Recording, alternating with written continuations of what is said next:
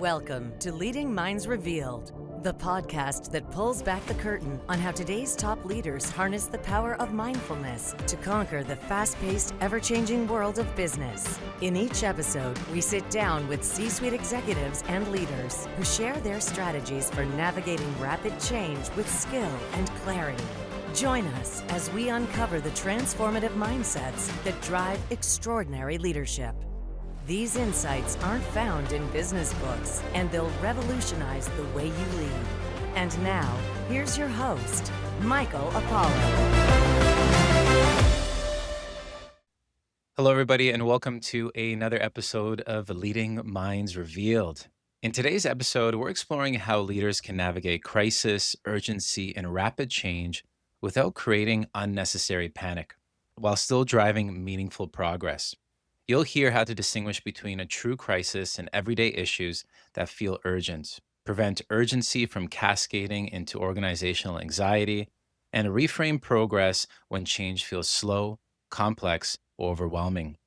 My guest today brings deep real-world experience from the front lines of crisis response, organizational leadership, and large-scale transformation. He is a senior leader at National, part of the Avenir Global Network, where he supports complex client engagements across Canada, the US, and the UK. His work spans crisis response, client advisory, and building high-performance teams across borders. Earlier in his career, he played a key role in the Fort McMurray wildfire response and recovery here in Canada, an experience that fundamentally shaped how he views leadership, pressure, and compassion. With that, please welcome Jordan Redshaw, Vice President of Strategy and Corporate Communications at National Public Relations. Welcome, Jordan. So great to have you here. Thank you for having me. Great to be here. Fantastic. So, Jordan, before we dive into tactics and frameworks, I'd love to just really explore from your perspective. We are currently living in this age of urgency. There's rapid change, constant pressure. Right now, a lot of talks on AI disruption, and a sense that everything needs to happen right away. From your experience, what's happening to leadership and decision-making in this type of sort of rapid, fast-paced environment? Yeah, that's a great question. One of the interesting things I find about right now is just there's a lot of instability, and a lot of organizations and leaders are struggling to grasp at what matters. We see a lot of organizations who are really having a hard time defining what they want to achieve and clearly articulating that with their audiences, both internal and external. So one of the key things that I would say is really important, in particular in this current era, is having a very clear understanding of what the outcomes are you're looking to achieve, and then ultimately how communicating that in an effective manner with your teams. We see a lot of fragmented conversations that are occurring, again, internally and externally. And it makes it really difficult for your stakeholders to understand where you're trying to go and what you're trying to do. A lot of the times we get lost in complex or overly or inundated with too much language, when we really need to be able to simplify things and speak to it in a really clear and easy to understand manner that can be understood by not just people on an executive level, but also all the way down to the ground floor of any kind of operation. And so being able to clearly articulate what it is you're doing is something that's really helpful for a lot of organizations. So sometimes we just need to slow down a little bit and think a bit about what it is, what we are actually trying to achieve. I think this is really pertinent and something that I grapple with as a leader for our organization. Why do you feel organizations and a lot of leaders are sort of swaying away from having that clear North Star or that real clear value articulation? What is it that's getting in the way? And then also, what are some tactical steps that leaders, that you're sort of reinforcing or guiding organizations to start on the path of sort of recalibrating what that clear articulation of, like, what are they looking to do both internally and externally? Yeah. So one of the things I would say is really important in this context is that we understand that there's a ton of pressure coming in from all angles. And so a lot of, if you look at more of the private sector, you have a lot of short-term investor pressure that pushes, the next quarter is the most important thing in the world. Uh, that can lead to challenges when it comes to trying to manage on a 3-month basis. And we see that all over the place. If you look anywhere at the S&P, for example, there's lots of challenges there with companies that are being propped up by the Magnificent Seven versus the ones that are further down. And there's a lot of organizations that are struggling right now with this, where those short-term stakeholder or shareholder pressures are driving decision making that isn't necessarily best for the long term, and is creating some real world and significant challenges for leaders throughout organizations to be able to adapt and overcome and have that certainty going forward. Uh, what I would suggest, broadly speaking, and this is a generic sort of perspective versus any versus nuance to any particular audience, is that there's room for some patience and for some slowing down from a leadership level to not panic. As leaders have matured throughout their careers, we're seeing a lot more willingness to push back against maybe some urgent sort of perspectives or prioritization. But that comes from an entire cultural perspective, and it really needs to start at the top of any organization. The senior leader really needs to exude a lot of confidence, calmness, clarity around what the mission is, and then what the desired outcomes are, so that when things aren't going perfectly, everyone still knows what they're working towards. And so we talked about that. What can people do in the near term, or what is or what's the importance of having that North Star? It really is the keystone to a successful operation as on a whole scale. So what are you all working towards? How are you all working towards it? And empowering the various employees within the organization to move in a positive direction where they're going to be able to achieve the results that they're looking for, because they know what it is that they're trying to achieve. If you fail at that top level and everybody's frantically spinning their tires, so to speak, without having certainty around what the end state looks like, it becomes really difficult to have everyone pulling in the same direction. And you see that all over the place. A lot of organizations are like that, where the end result is not clear, and there's constant reorgs, for example. And the certainty around what we're trying to accomplish isn't there.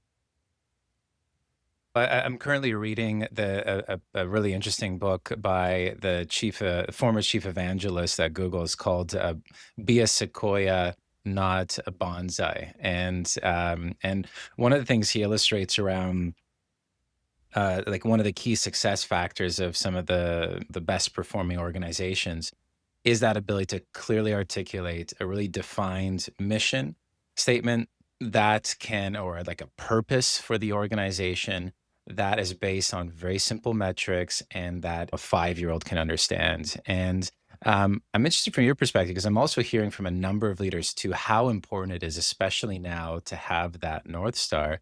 What are some of the success factors from a clear purpose definition or mission definition that you look for, or that you think are really important to think about, and how to go through the process of actually defining that?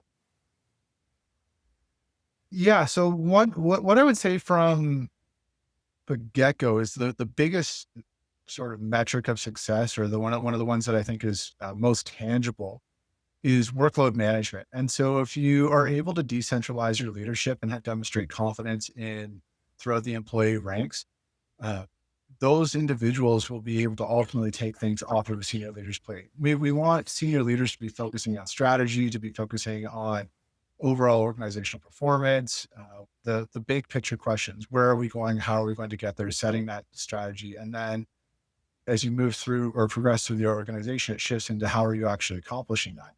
But senior leaders shouldn't necessarily be involved in the day-to-day management of every single thing. They should have an understanding of how the organization works. But at a base level, it is impossible to be intimately involved in every single nuanced element of the operation for any long-term or sustainable period. The most high performance teams that I've seen and been a part of and had the privilege to witness have all had one thing in common, which is decentralized leadership being executed really well, meaning that authority within the ranks was earned, and then also applied and granted. So the leaders were giving permission for those individuals to source solutions on their own, to come up with them, to figure out how they were going to achieve them, all because there was a common understanding of what the top line objectives were. Without that, the sequence of action can't occur effectively, simply because no one knows what they're trying to do. And so setting that North Star becomes so critical to be able to decentralize the leadership a layer down or multiple layers down and empower staff and employees and stakeholders at all levels to be able to move towards that common success. And if we don't do that, then it starts to fail and crumble really quickly. You can generally tell quite quickly from uh, an employee culture as to how people are feeling when they start opening up to you a little bit more about the state of the union. You see how individuals are doing in their job. They start sharing what they're actually working on, the challenges that they're facing, and quite frequently, they're not certain about what they're actually trying to do and how that aligns with what they're trying to achieve and what the outcomes the organization is even hoping to achieve. And so, what ends up happening is there's a lot of effort goes into just trying to figure out direction as opposed to making progress in that direction. Mm. Yeah, I like how you broke it down, just sharing a very clear articulation of the impact of lack of that clear direction, where how it could just sort of fray the focus across each of the team Yeah. members, right? They're searching for the direction. There's rather than being able to sort of advance progress towards what that clear mission is, right? Or that clear North Star. Um, and then it just shows as well that however you're articulating the direction you're going as an organization, it needs to be easily interpreted across all those domains. So taking that time to really think it through is important. You were saying right now, there's just a lot of these different pressures and everything can feel urgent. And what I really liked is you sort of made a distinction between like what is a crisis and what is just reactivity, Yeah. right? And you said that a real crisis starts from a very simple but profound question: is human life at risk? I'm interested, like, how can you extrapolate that? Like, how could that help leaders questioning things that are urgent right now and the level of urgency that they're in? How can that be helpful for leaders right now as they traverse all these different pressures coming their way? Yeah, and I'd also like to expand on that. So a crisis could be two things, or sort of my perspective anyway. How I view it is one, as you mentioned, is there a life safety issue? Is human life at risk? The second would be, is this an existential business risk? And so if we fail to move on something here, is our license to operate, our ability to operate, et cetera, fundamentally at risk of being able to continue if we, for example, do nothing? So that's the baseline threshold that I would say that I would view a crisis versus an issue. When you get into the noise, all of the issues, this is where again, I'm going to come back to this 1,000 times probably in this conversation. But if you have a lot of noise, a lot of pressures, a lot of external issues, if you have a common North Star or what you're trying to work towards, you're able to maintain focus on what really matters. And then issues can be managed through your decentralized leadership. So empowering people to handle those issues rather than having the whole or the entirety of the organization or a leadership team, for example, become um, panic stricken in a sense because they haven't built that trust internally or that clarity internally. Really frees up again capacity for senior leaders to focus on what really matters. So if you think about a lot of organizations, they get maybe it's a social media issue, or maybe it's like it's some I'll call it some relatively minor reputational risk. Is this going to really impact us in the long term? If the answer is a no, then it should not consume an entire leadership team as being a priority, for example. Like one bad news article probably isn't going to make or break your existence as an operation. What does is the long-term focus on building trust with constituencies. And so when you're building, so it's far more important to build that long-term trust, be a good actor in a lot of different ways, support the communities and constituencies where you operate.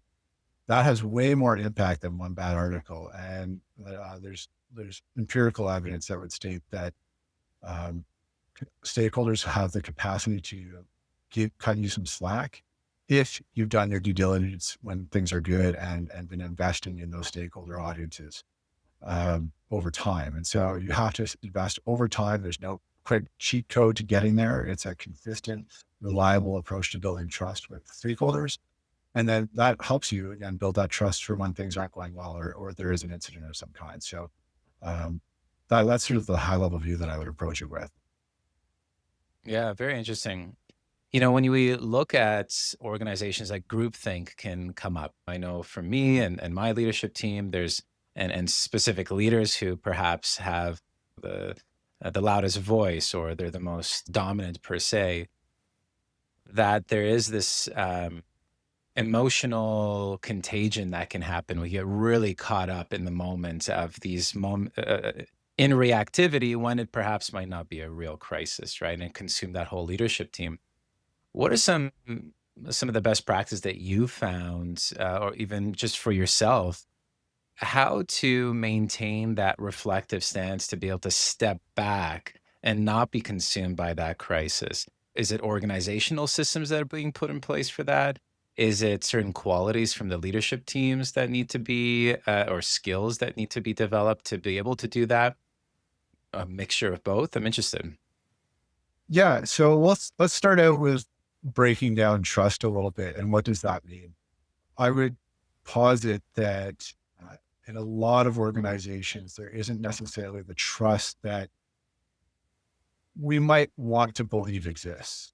And what I mean by that is that you can have all of the stats that you want about employee well-being and what individuals are doing and performance levels, et cetera. But there's a lot of soft cues that can be missed by that. And there's also a lot of manipulation of those things that can occur in terms of from a statistical standpoint. So for me, I guess what comes down as being really important is what kind of precedent are you setting with your employees in terms of being that open door? How are you reacting as a leader when employees come to you with a problem? What kind of dynamics are you shaping up when an individual is coming to you with a challenge, for example? And how are you communicating with your teams around what your expectations are around when they should come to you, for example? My teams and the teams that I've been privileged to be a part of. So like the one thing that I would communicate to my staff and my team members would be that I'll encourage you to run this on your own. Come to me if you have a challenge. I'm not going to manage it for the entire thing for you.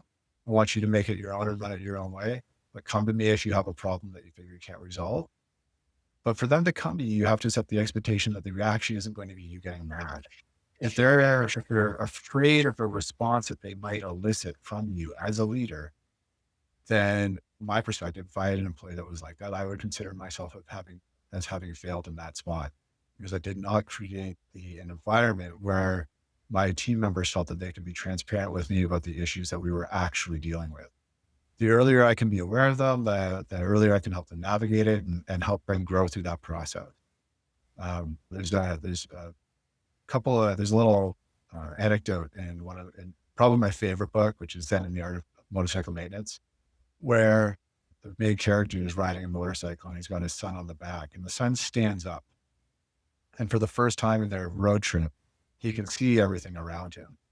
And what I took away from that was you cannot lead teams by blocking their view to what's ahead. And so the takeaway for me is, how do you look at that? How do you, as a leader, do you find opportunities to increase the visibility that your team has into what's ahead, what you're aiming for, and what's coming down the pipe? That increased exposure to the overall environment that they're facing and the challenges they have coming at them is really helpful from my perspective to helping them grow as individuals, to asserting their growth, and to be able to really like set the stage for them to have long-term success. So there's a few different ways that I would say coming at it, but ultimately, like at a very base level, it's building trust with your employees and your teams so that they know they can come to you and be transparent about what they're facing. The second part of your question about how do you make sure you acknowledge everybody, someone once told me that it's important to acknowledge the loud and quiet voices in the room. And so it's important as a leader to look around and really see what's happening, what those discussions are like, who's speaking most frequently, but also make sure that you're not missing out on the people who might not be comfortable speaking in a primary or open environment, and soliciting feedback directly from them in a space where they may feel um, more willing to open up.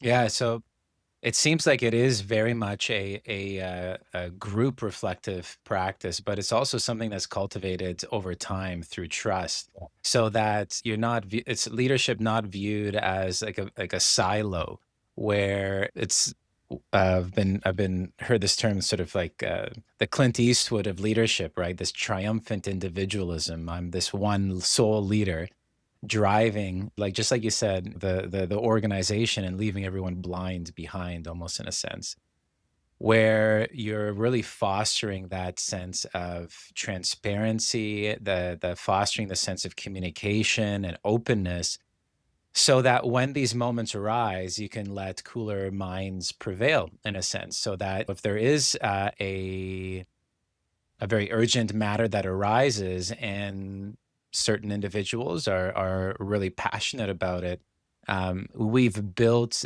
the culture where we can gain that feedback and maybe just, hey, let's slow down a little bit. Yeah. Maybe this isn't a crisis per se, but something that we can approach, and we can resolve this. And maybe you don't need to think about this. Maybe a few of us over here, we could take this and run with it, and we'll have this matter resolved. But to your point, you also really need that clear North Star to be able to empower everybody to move in that common direction and feel like they have that common sense of focus, so that they can resolve these matters and feel confident and empowered to do so. I think it's just really valuable leadership advice to think about that, because what I'm hearing more and more, and I just had this really great discussion with Morgan Stanley's UK in the UK, their chief design officer who's focused on AI implementation. And what we were talking about right now is, I think AI is putting a lot of organizations into crisis modes, and it has been already for the past little while.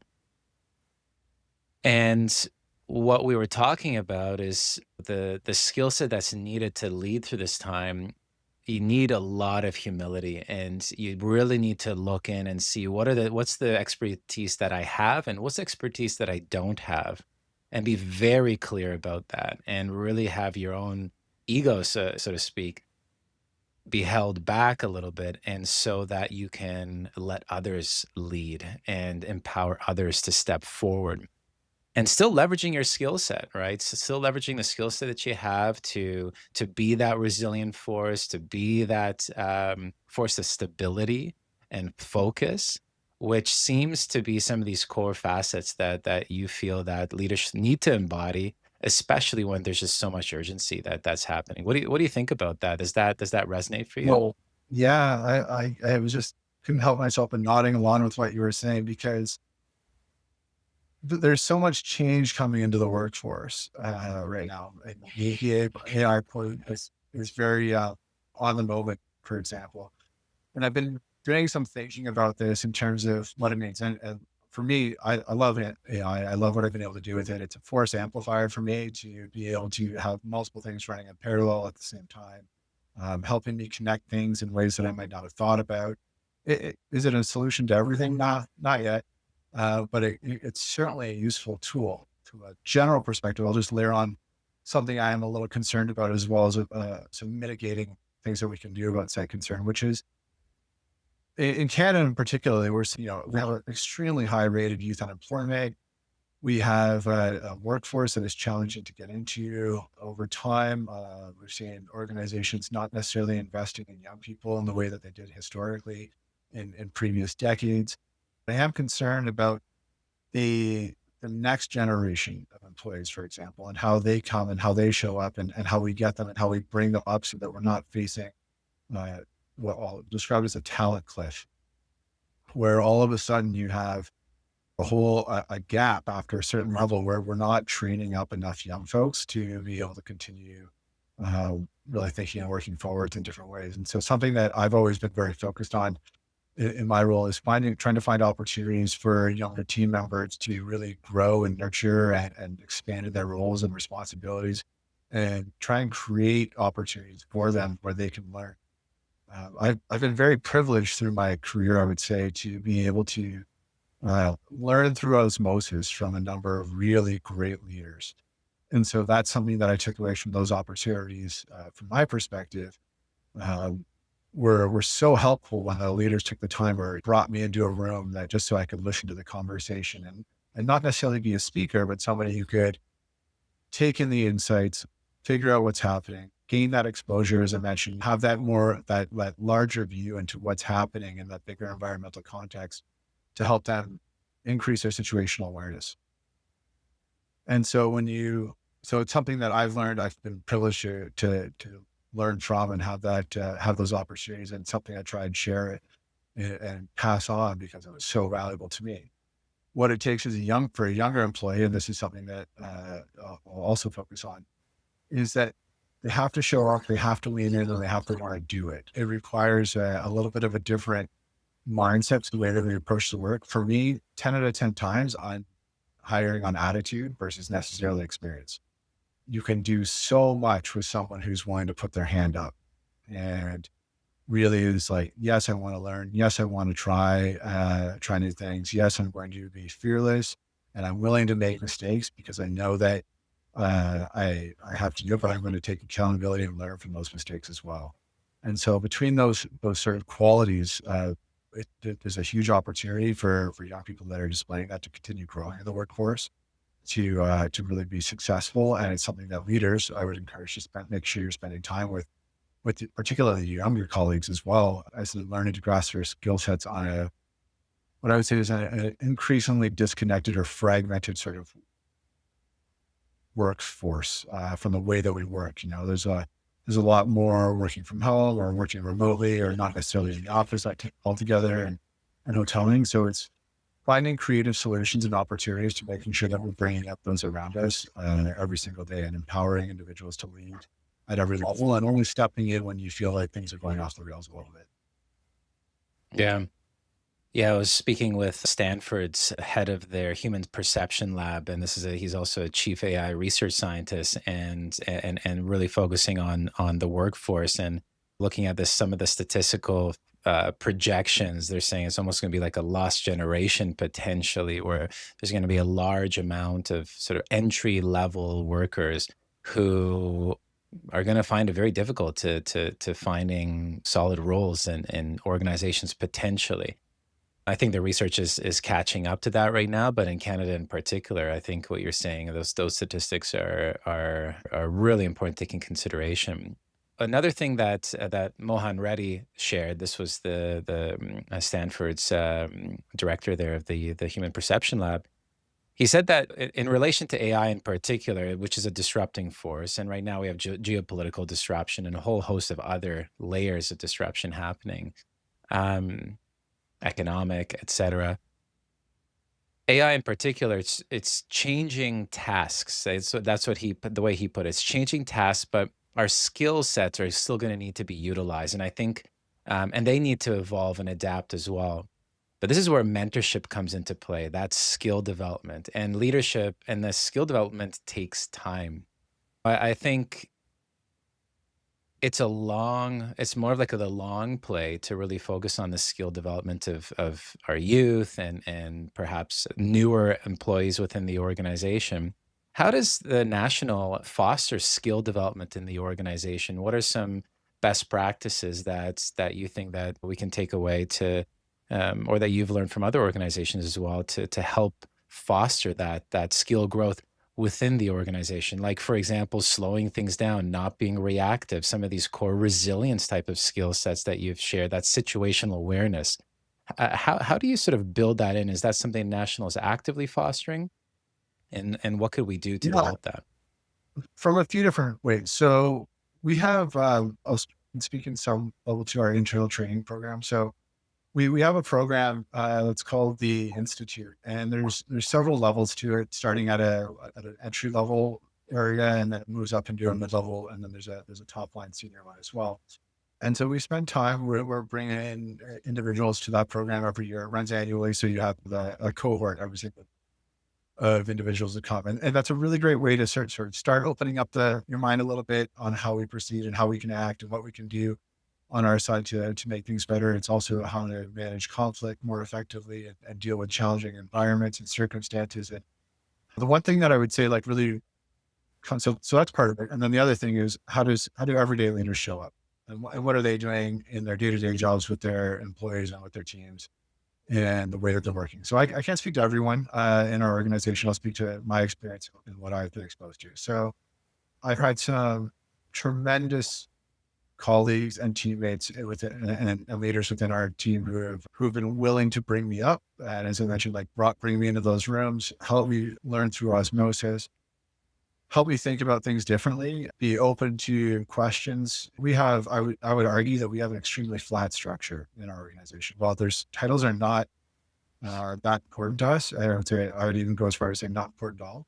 I've had relationships with managing partners at every one of our offices, been able to access them, been able to access our president whenever I need to. I can get a hold of them, kind of thing. So, and I've had other leaders who bring me in to areas where I'm able to learn so much just by exposure to a sector or a field or a team or a project that I've never had the ability to work on before, or haven't had the opportunity to work on before. So it's your exposure at a firm like ours, I would say, is something that's incredibly valuable. You learn so much by seeing how all these organizations work and function, what commonalities exist, which ones don't, what are the unique challenges in different sectors, what kind of regulatory pressures organizations are facing, for example, whether that's energy or health or whatever it might be.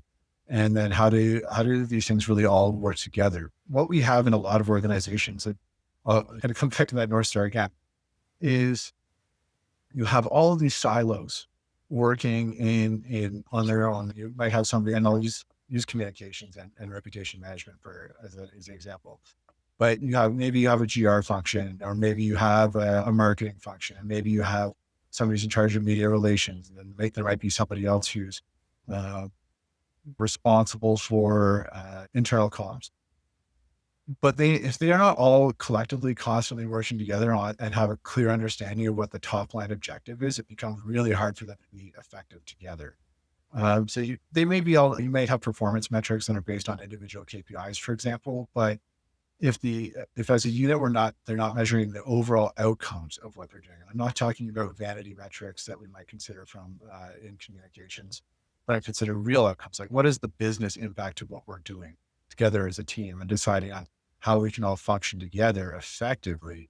It's going to be a lot of inefficiency that you're going to see from that side of things. So you need your teams working together, pulling together to really make sure that you're trying to achieve a common result. And if you're failing at that, for example, the comms function, which is generally where we come into organizations, it becomes much more difficult. You can extrapolate that across all of the other business units, for example. And so if you're investing in that theory right at the beginning, I would say that's one thing that we're really good at, is that we've gotten really strong at learning how to figure out where that pain point is at the top level, and where organizations are losing the handle on what it is we're trying to achieve and how we're trying to achieve it. And where that breakdown occurs is generally in the leadership level, I would say. Mm. Mm.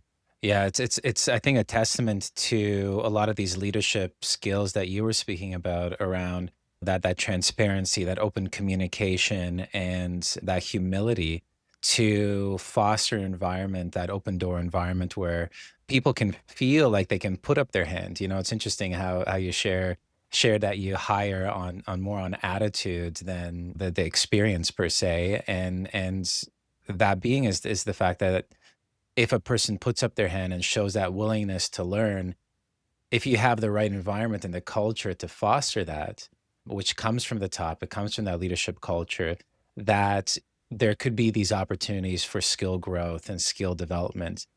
And then also it sounds too like with the institute that you have that there is some of this foundational learning that you're providing to sort of foster that core skill sets that needed for right now in this day and age. And I know that you've been literally thrown into the fire, so to speak, and had your skills, leadership skills grow quite rapidly when you dealt with the Fort McMurray wildfires a while back right now, which for listeners who may not know, the Fort McMurray wildfires was one of the greatest natural disasters in Canadian history, for that matter, and left quite an impact. And you were deeply involved in the evacuation, the emergency response, the recovery, and that's pressure on a level that most leaders will never experience. And so, what did that experience teach you about human behavior and leading under extreme stress? Yeah. So, wow. I would say there's a few things that stood out to me. There, all of my best memories that I have from that are the moments that I would say, uh, some of the people that I looked up to during that time were showed that they were leading with empathy first, taking care of their teams, making sure their teams were okay, taking responsibility for the people around them. Obviously there's so many different facets of an incident like that that can have that people would have different experiences with. So I'll speak to my own. I had individuals or leaders come to me or provide me with windows to where they really actually checked on me and asked me like, "Are you okay? How are you holding up?" Where it's just the two of us alone in the room, where it would have been okay for me to walk away if I needed to, or take some time, or whatever it may look like. Those windows were created, and I think that was something that I took away as being really important is watching how people are doing. Obviously, an incident of that magnitude is huge, and so hopefully we don't repeat it. Um, but I would say that the empathy is the common thread that really ran through a lot of them, of finding those small moments to like really checking in on individuals, making sure that they're really looking you in the eyes and seeing you as a human first, and rather than an employee or a team member, whatever. It's just like you're another person, and I legitimately want to make sure you're doing okay. So that's there. That was there, and that was common. One of the other, I would say, there's also the capacity for regular people who may not ever have to do something like this in their life to do amazing things, put their own needs aside, and really be selfless through those experiences.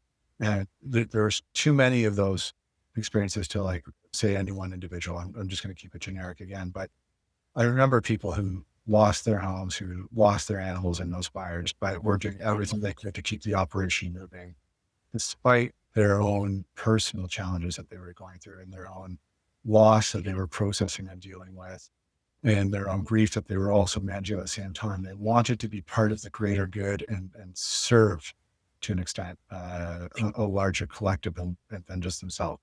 So there's the selflessness element of it. And then there's also the folks who, I would go as far as saying, displayed, they won't like it, but I would say displayed acts of heroism in one way, shape, or form. Heroism might be the wrong word for it, but demonstrated a level of commitment that I'd never seen in anything else in my life.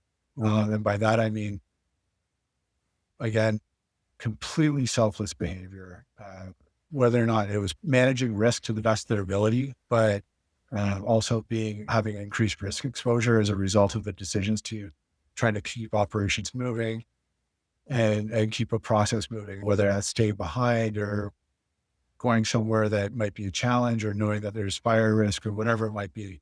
There's too many stories, I would say, of people who really went beyond any kind of call of duty, and nobody would have faulted them for stepping away.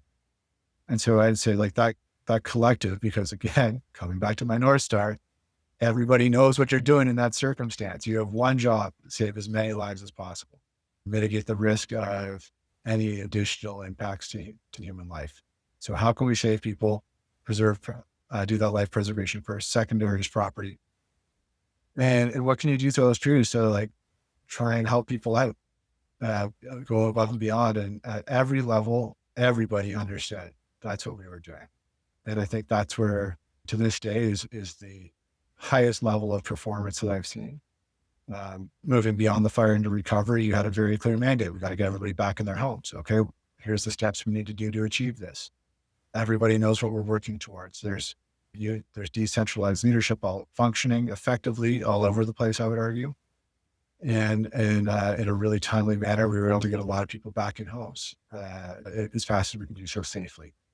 And that, to me, again, perfect example of how common mission, common criteria that you need to stay within are really helpful for operational excellence. And so you see that come to life. This is what we're trying to do. This is what we're trying to achieve. And this is what we need to do to get there. I'll give you an example too of how you can listen to some quieter voices too in that experience. So when you have people, sort of diverse perspectives coming in, for your audiences who don't know, Fort McMurray is about 4.5 hours north of Edmonton. There's not a whole heck of a lot between. One small grocery store about 2.5 hours outside of town would be the next closest thing.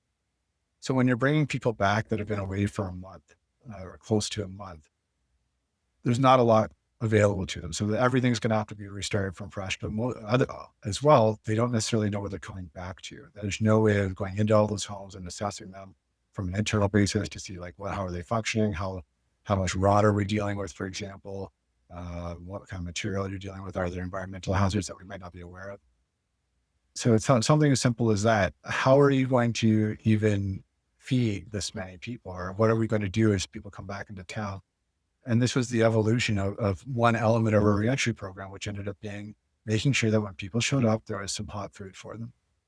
They come to town, they know that they're going to be visiting a recovery center and that they can get a bite. It's nothing huge. It was small, but a little bit of food and a little bit of warm food at that amongst community members where they might actually run into some of their neighbors and friends and try to facilitate and create that opportunity for community.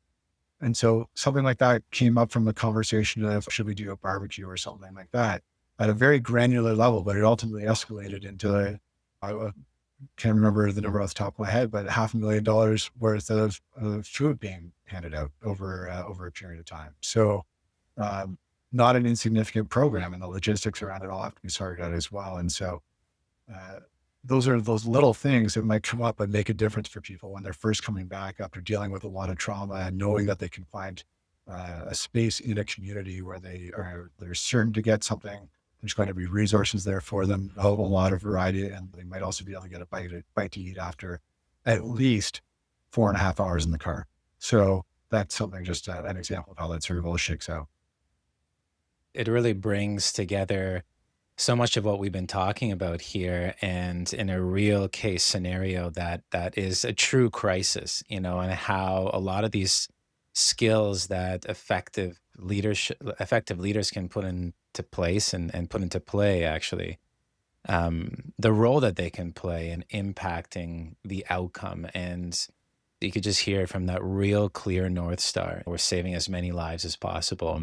And being able to really lead with empathy and having that open environment to support each other as you move through something that is, in this case, incredibly challenging. But you look at expanding that into any organizational setting, it's just sort of like, it just seems leadership 101, right? Is how do we support the people that we're working with to do really good work and make it just as clear as possible, and to empower people to make the best decisions possible. And so I really love what you've shared there. And, when you think back to that highest performing experience from a team perspective, from a leadership perspective, and you compare and contrast that to what you've learned at national, um, and what you've noticed some of the most high performing teams and organizations and what they've been engaging in, what are some of the commonalities, and maybe what are some of the differences that come up for you? Yeah. So on our side, I would say we're very empowered. So I'll speak to our side and then I'll speak to some clients. On our side, I would say we're very empowered to do things the way we want to do things. I would say for better or for worse, I probably unapologetically independent in terms of the way that I approach things. I'll source out who I want. I'll bring people on board to projects. I'll search out the right person to support the job to make sure it'll get done. Um, so part of that is that fearlessness of like having that certainty that you can go and do that kind of thing. To bring the right teams together. We did a large scale incident this summer where I pulled people from across the country. And again, this is where attitude for me is super important is the willingness to jump on a plane. You're going on site. You don't really know what you're getting yourself into. You might have, you have a rough concept, but you're not really sure. Anyway, so all that uncertainty is to say that like, you can bring people in, and from that was like a really great experience. I have a great team that came together in short time to deploy, do 6 weeks on the ground, uh, interacting with all kinds of stakeholders and dealing with a challenging situation. And those folks that on our side that put their hand up were people that I really appreciate. They're people that I know I can trust now. I can go back to. I can bring them in. The people that for me earn their credibility really quickly. The other element of that is that my boss, who I report into, also gives me that freedom. I don't go asking for permission. I say, this is what I'm going to do, and this is how I'm going to do it. And unless there's something egregiously wrong with that's enabled, or I'm permitted to sort of follow with that model, which is helpful for me. I'm not micromanaged anyway. And so over time, I would say that trust has been built and shared with me or provided to me to give me that opportunity to be able to do those things and not feel like I'm worried about whose toes I might step on. For example, I'm permitted to have that, or I guess the environment for me is depoliticized quite heavily. It's probably a good way of saying it. And I think that organizations where I see that elsewhere, it's also really effective. So when you have, on the client side, where you have fewer approval processes necessarily need to go because the employees are empowered, they're able to execute really effectively. When things have to go into a machine of approvals and sequenced all the way up, like then there's not, you're going to have challenges with that. It slows the process down. It impacts the ability to be nimble. It shows that the trust necessarily does not exist between colleagues and team members because of all those ladders of approvals that need to occur, et cetera. I'm not saying do away with checks and balances. Those are important. But I would say organizations, the ones that I've seen that have high empowerment levels, have increased employee satisfaction, employees that are driven and motivated and wanting to participate more, and higher overall performance outputs where they can do that. And their leaders, once again, are able to focus on the things they want to focus on and be able to achieve really, really interesting and great things, whether or not it's innovating or service delivery or public service. They're all things that have some of those same commonalities within them. When thinking about leaders who are experiencing so much of this pressure that we were just talking about, and perhaps are getting pulled towards crisis mode, and maybe are unaware of being able to, are unaware that maybe that they're sort of getting caught up within all of this urgency, when they could potentially take that step back and have a bit more perspective. What would be some closing advice that you would provide for leaders who are noticing that they are getting really caught up right now, and how to really maintain that level-headedness, and how to maintain their skillfulness in leading through this time of urgency? So I would say the first one is look inwards first, always. What kind of environment are you fostering as a leader? Not looking to apportion blame for something going wrong, for example. Bring one number there. Like, we shouldn't be as a leader, the thumb should be pointed inwards at yourself, versus pointing it at the people that you're leading first. That's like there's generally sort of a philosophy. Is there something that I could have done to improve this situation that we're finding ourselves in? The second would be really understanding prioritization. What really matters, having a really good understanding of what can drop, what should we focus on, what is an absolute thing that we need to do in this moment to keep us moving forward. And then the third piece would be having a degree of acceptance of your span of or influence of control. So I'm not sure if you've spoken to some of your other folks about like the things we can't control, the trichotomy of control, the things we can't control, the things we can influence, and the things we have no control over. The things we can control are so small by comparison to things that we can influence, and then even less so than what we don't control. And so it's focusing on the things we control, which one of which is how we treat the people around us, how we can be empathetic leaders, how we can lead with kindness, and finding ways to create opportunities for those around us, lifting other people up rather than pushing them down, and creating an environment that really leans into raising up those around us versus trying to potentially like push them down or keep individuals at bay. Every good leader that I've worked for has done that in spades, of trying to increase the capacity of those people that report into them or that they lead. And I think that's the big one, is when you're thinking about what you're doing, it's just a performance review or whatever, but how we're showing up every single day with those people to help them grow as individuals and what it is that they want to accomplish, and creating opportunities for them to foster and nourish that, and really help them see what their own path is clearly to the best of your ability to do so. So again, the things that you can control, and be honest and transparent with them about those things. And recognize that particularly for a lot of folks, depending on the industry, it might be a small industry. You might be seeing these people over and over again through their careers and yours as well. And the kind of legacy you leave with them is important as well, to know that this is somebody who might come back in your life at a later date, and you just don't know what that looks like. So the goal should always be to help your teammates succeed in whatever success looks like to them. I love it. As we move forward, thank you so much, Jordan, for sharing your template on during this time of urgency. It can seem counterintuitive, but to slow down by first, rather than being caught up with everything that's outside of you, really look inwards and see what is the environment that we're creating for those around us in this moment. And I think that's such a great reflective exercise to give pause, right? And to cultivate that empathy.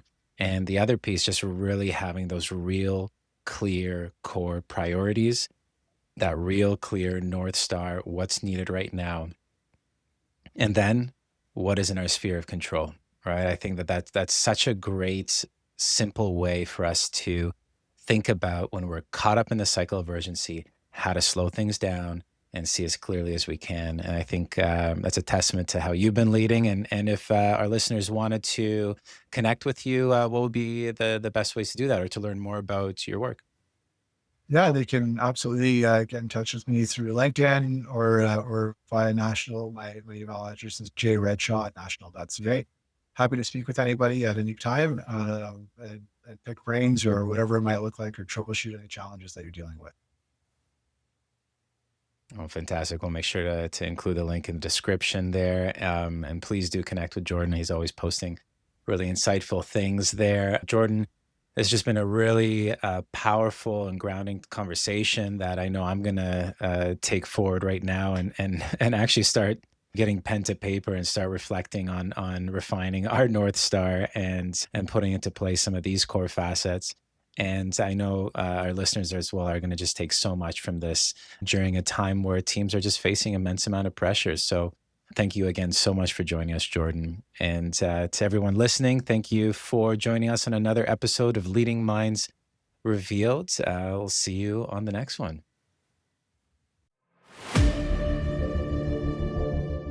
Leading Minds Revealed podcast requires more than a conversation. It takes action, research, and collective wisdom. If today's episode resonated with you, we'd love to hear your insights. Join the conversation and help us shape the future together. We'll be back with more stories, strategies, and real-world solutions that are making a difference for everyone. In the meantime, be sure to subscribe, rate, write a review, and share it with someone you think would benefit from it too. Thanks for listening, and see you on the next episode.